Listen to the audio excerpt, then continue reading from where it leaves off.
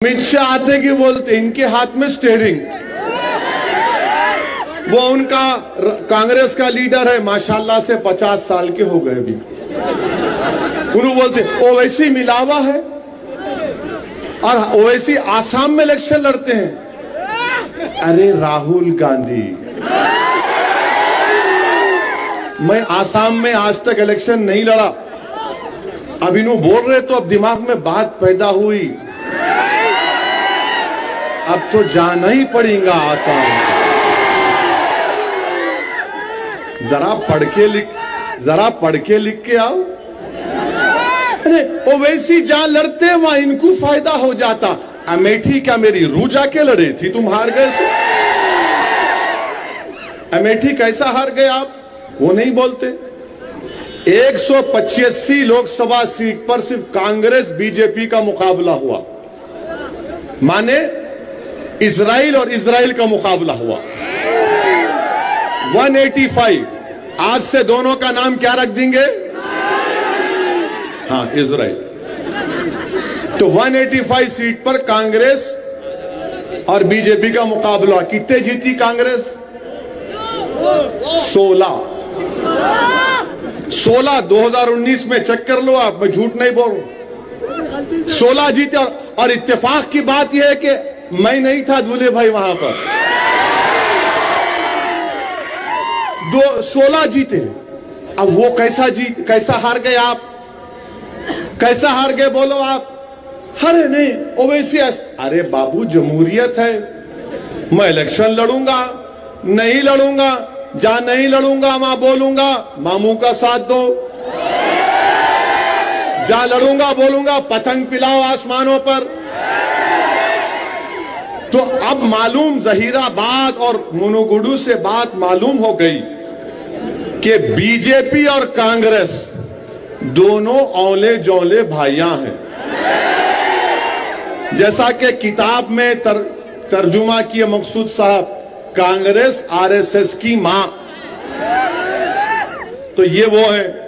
अरे अजीब बात है, आप जिंदगी गुजार दिए आरएसएस में, बीजेपी में, और आप यहां पे आ गए पैराशूट से उतर के वखाराबाद से यहां आ गए। असद ऐसा करे, वो करे, ये करे। अरे बाबू कांग्रेस वालों, ये मेरी दरियाफ्ती की उम्र नहीं है। मेरे को बेटा है 14 साल का। आप अपनी दरियाफ्ती कर लो ना, अकेले है तुम दोनों अकेले हो, कुछ तो कर लो। मेरे पीछे कहीं को पड़े हुए। मेरे अजीज दोस्तों और बुजुर्गों, मेरी आपसे गुजारिश है कि आप उत्तर प्रदेश में देखिए। उत्तर प्रदेश में वहां योगी की हुकूमत है। वहां पर जो नेपाल के बॉर्डर पर कई मदरसे हैं, उन मदरसों को बीजेपी की सरकार शक की निगाह से देख रही। सबका साथ, सबका विकास, विश्वास क्या हुआ? उत्तर प्रदेश से मदरसों को टारगेट किया जा रहा है। आज अमित शाह हैदराबाद तेलंगाना को आके कुछ बोल दिए बैकवर्ड क्लास के हमारे भाइयों को हम ऐसा कर देंगे। अमित शाह साहब, आपको मैं जिम्मेदारी से बता रहा हूं, आप और कांग्रेस औले जौले भाई बहन हैं। आप लोगों का कुछ भी होने वाला नहीं है तेलंगाना में। आप बाय बाय थे, बाय बाय होंगे आप। मैं अमित शाह से पूछना चाह रहा हूं कि अगर आप बैकवर्ड क्लास के इतने हमदर्द है तो बीसी का सेंसस क्यों नहीं कराते आप?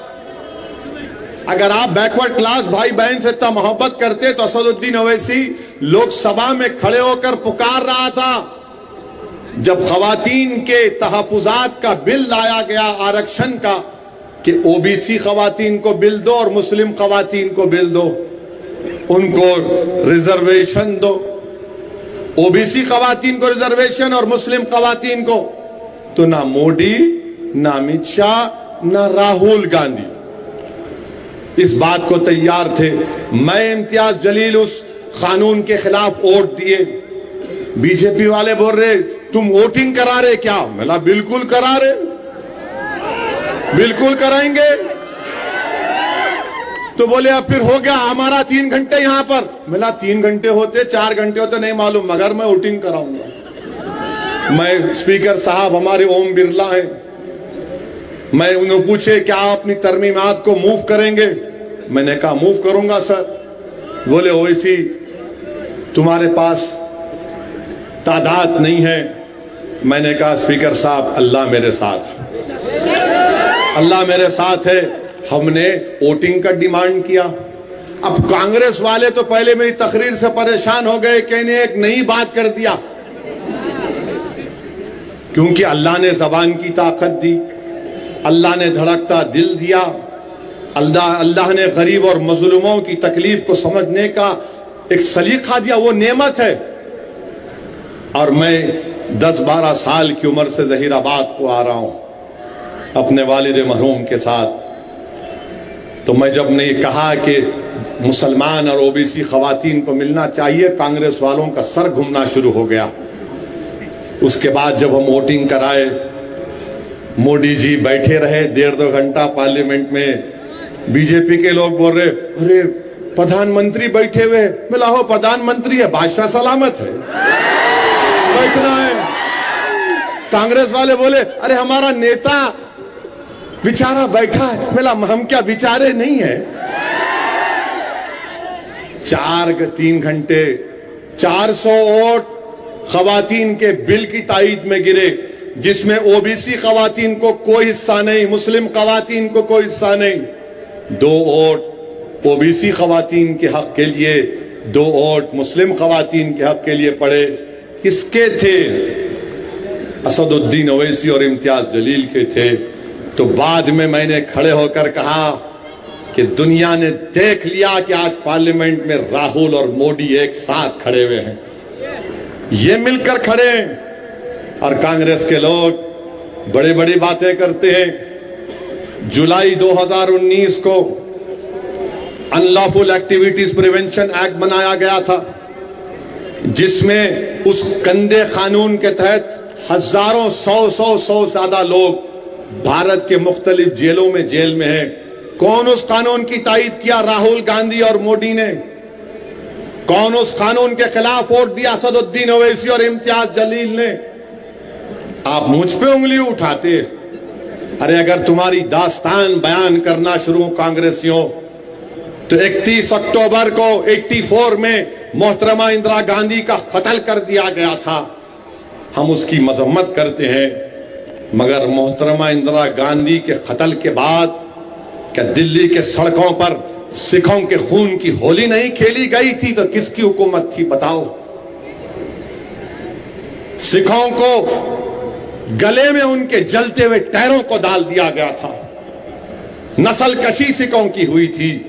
और कांग्रेस आज सेकुलरिज्म की बात करती है। अरे बताओ, बूटा सिंह ने क्या शिलान्यास नहीं किया था? राहुल गांधी, क्या तुम्हारे वालिद वजीर आजम नहीं थे? बताओ, बोलो इस बात को, बोलो, मेरी इस बात का जवाब दो।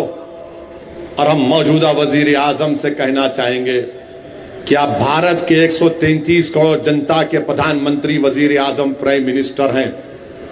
आप सिर्फ एक मखसूस हिंदुत्व आइडियोलॉजी के लोगों के मानने वालों के वजीर आजम नहीं हैं। मिस्टर मोदी, मंदिर, मस्जिद, गिरजाघर सब आपकी नजर में बराबर होना चाहिए। आप एक को बढ़ाकर नहीं पेश कर सकते, आप सबके वजीर आजम हैं। मेरे अजीज दोस्तों और बुजुर्गों, और फिर हमसे बोलते हैं ये लोग इन्हों मिले हुए हैं, इन्हों फुला है। मेरे अजीज दोस्तों और बुजुर्गों, अल्लाह मेरे दिल का हाल जानने वाला है। मैं अगर मिला हुआ हूं तो गरीबों के साथ मिला हुआ हूं। मैं अगर मिला हुआ हूं तो मजलूमों के साथ मिला हुआ हूं। अगर मैं किसी के साथ मिला हुआ हूं तो उन मासूम बच्चियों के साथ खड़ा हूं जो तालीम हासिल करना चाहती। मैं अगर मिला हुआ हूं तो हर उस शख्स के साथ खड़ा हूं जो दुनिया में और भारत में अमन चाहता है।